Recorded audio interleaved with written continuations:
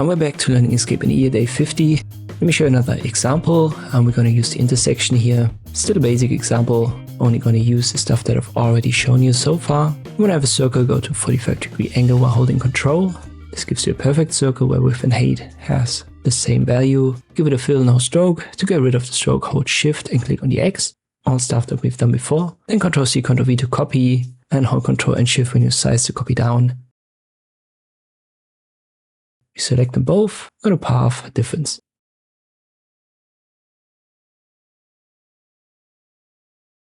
Now create another circle. Once again, hold Ctrl, go to 45-degree angle, Ctrl-C, Ctrl-V, and then make them overlap like this. So they have to be the same horizontal line. Select them both. And now use Path Intersection. You should get this leaf kind of design. Left click on it again and rotate it while holding Control. Ctrl-C, Ctrl-V. Hold Control when you rotate that as well. And now let me find the center. Might be somewhere here.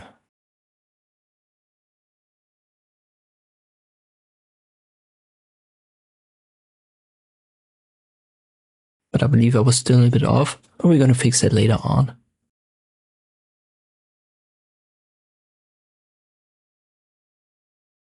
Let me use the pen tool, go to center, left click, then hold Control, go down, and you can see I wasn't perfectly in center. Hold Shift, left click on the color swatch here. We want to have a stroke for this element.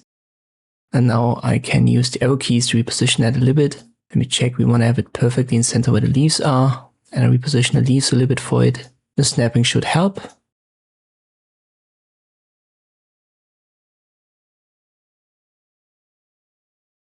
So like this. Now the line should be in center and therefore the circle as well. I'll make the line a little bit smaller on top as well. Just make sure that you hold Control when you do, that way it stays in position. And I want to make the line a little bit thicker. So go to Object, Fill and Stroke. Stroke Style and increase the width. 5 millimeters was a little bit too much, but 3 should be good. And maybe I put the top element a little bit further down. And then I have to resize the line a little bit more.